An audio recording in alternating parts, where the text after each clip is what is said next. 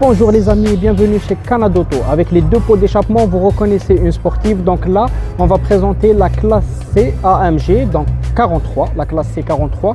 On va voir tous les détails qui s'offrent à nous, la puissance et le prix de ce véhicule. Restez branchés, à tout de suite.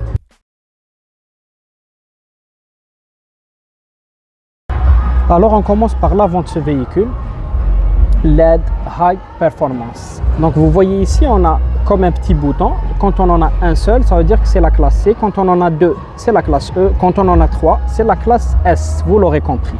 Donc calandre Panamericana qui n'est pas en chrome, donc en noir. Il n'y a pratiquement pas beaucoup de chrome sur le véhicule, sauf des touches en piano black. Donc on retrouve cette jolie couleur bleue avec des caméras, des détecteurs tout autour de la calandre.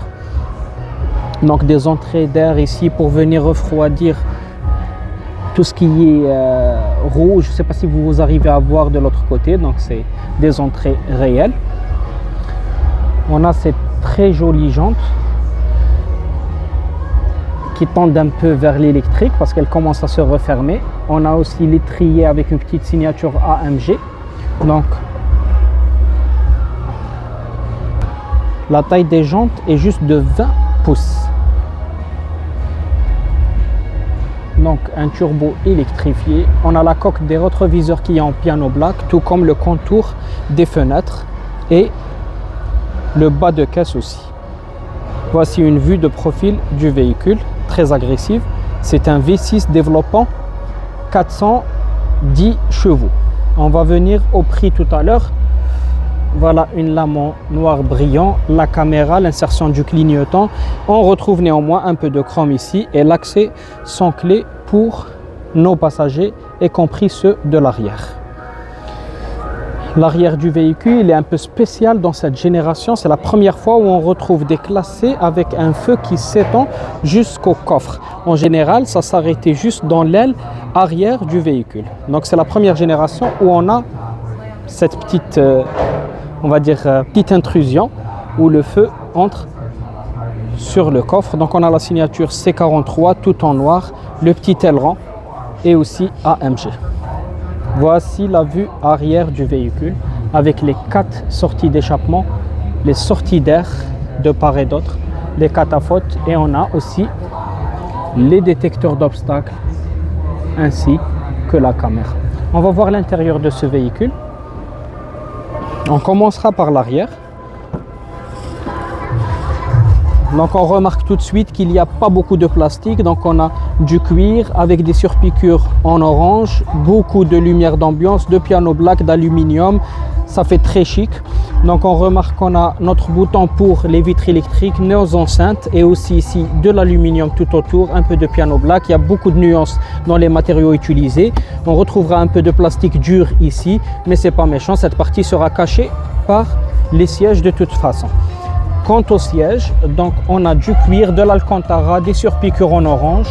On a 3 places qui sont plus ou moins à l'aise par rapport à la CLA que je vous avais présenté, enfin montré globalement dans la vidéo où on a montré tous les modèles de chez Mercedes. Je vous la mettrai en haut de celle-ci. Ici, on aura un petit accoudoir avec des porte-gobelets qui sont dissimulés ici pour le coup. Donc, c'est pas comme d'habitude, on a tendance à les trouver là. Et on aura des bus d'aération pour les passagers arrière, plus un petit rangement et le double toit panoramique qui est ouvrant pour la première partie de ce dernier. On va voir l'avant du véhicule. C'est très joli. Donc bien sûr, toute cette lumière, vous pouvez la changer comme vous le voulez. On va la voir dans quelques instants quand on accédera au véhicule.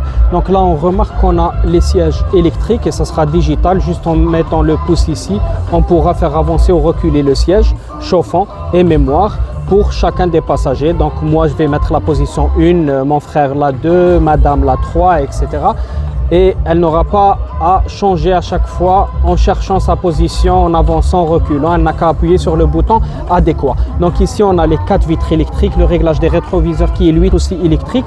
Et il pourra même nous avertir dans le cas où on a un véhicule dans l'angle mort pour ne pas doubler, car ça risque d'être dangereux. On retrouvera les sièges de la même matière que l'arrière, en plus de ce petit soutien lombaire.